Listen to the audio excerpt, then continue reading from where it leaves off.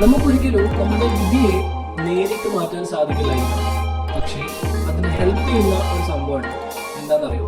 നമ്മുടെ ചിന്തകൾ, തോട്ട്സ്. ചിന്തിക്കുക എന്ന് പറയുന്നത് നമുക്ക് കിട്ടിയിട്ടുള്ള വളരെ വലിയൊരു കഴിവാണ്. ചിന്തകളാണ് നമ്മളെ ആക്ഷനിലേക്ക് ലീഡ് ചെയ്യുന്നത്. ആൻഡ് ഇവൻച്വലി അത് നമ്മളുടെ വിധിയെ മാറ്റിമറിക്കുക തന്നെ ചെയ്യും.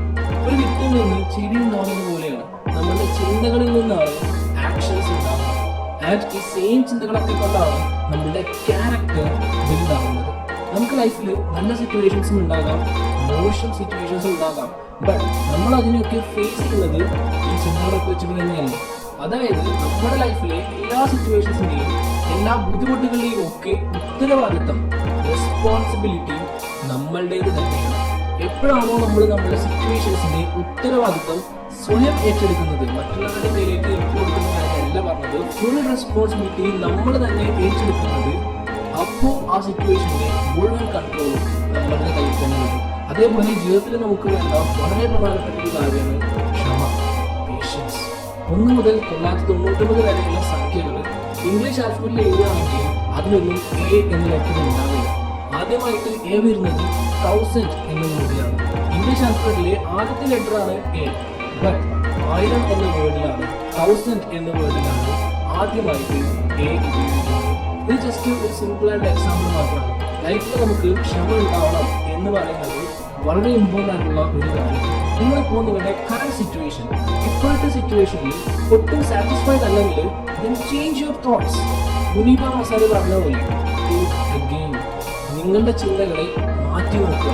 പല ആളുകളും ഒരു മോശം സിറ്റുവേഷൻ വരുമ്പോൾ അതിന് കാരണം നാട്ടുകാരാണ്, വീട്ടുകാരാണ്, കൂട്ടുകാരാണ് എന്നൊക്കെ പറഞ്ഞ് അവരെ കുറ്റം പറയുകയും അവരെ മാറ്റാൻ ശ്രമിക്കുകയും ചെയ്യും.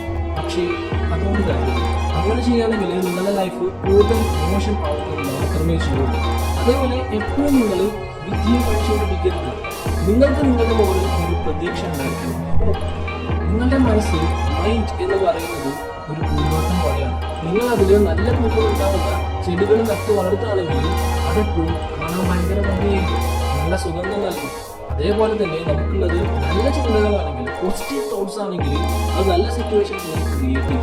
ആൻഡ് ഫുൾ നെഗറ്റീവ് തോട്ട്സ് ആണെങ്കിലോ ഒബ്വിയസ്ലി അത് ഉണ്ടാക്കാൻ പോകുന്നത് വളരെ മോശമായ സിറ്റുവേഷൻസ് ആയിരിക്കും. സോ നിങ്ങൾക്ക് തീരുമാനിക്കാം നിങ്ങളുടെ പൂന്തോട്ടത്തിൽ, നിങ്ങളുടെ മനസ്സിൽ പോസിറ്റീവ് തോട്ട്സിന് വിത്തുവാകണോ അത് നെഗറ്റീവ് തോട്ട്സിന് വിത്തുവാകണോ എന്ന്. It's up to you, completely it's up to you. And അതേപോലെ നമ്മളുടെ പൂന്തോട്ടത്തെ ശരിയായി ശുശ്രൂഷിക്കാതിരുന്നാൽ, ശരിയായി കെയർ ചെയ്തിട്ടില്ലെങ്കിൽ അതിൽ യൂസ്ലെസ് ആയിട്ടുള്ള കളകൾ ഉണ്ടാകാൻ തുടങ്ങും. അതുപോലെ തന്നെ നിങ്ങളുടെ മനസ്സിനെ കെയർ ചെയ്തിട്ടില്ലെങ്കിൽ അതിലും യൂസ്ലെസ് ആയിട്ടുള്ള തോട്ട്സ് വരാൻ തുടങ്ങും. So take care of it. Last എനിക്ക് പറയാനുള്ളത് ഇത്രയേ ഉള്ളൂ. ലൈഫിൽ എന്ത് സിറ്റുവേഷൻ വരാണെങ്കിലും ശരി, അതിനെ ഒരു പോസിറ്റീവ് എന്ന രീതിയിൽ, അതിന്റെ എൻവയോൺമെന്റിനെ ഒരു പോസിറ്റീവ് മെന്റാലിറ്റിയോട് കൂടി നോക്കി കാണുകയാണെങ്കിൽ നമുക്ക് ലൈഫിലെ പ്രോബ്ലംസിനെ സോൾവ് ചെയ്യാൻ പറ്റും. ഏതൊരു പ്രോബ്ലം സോൾവ് ചെയ്യാൻ പറ്റും, അങ്ങനെ സോൾവ് ചെയ്യാൻ പറ്റും. So always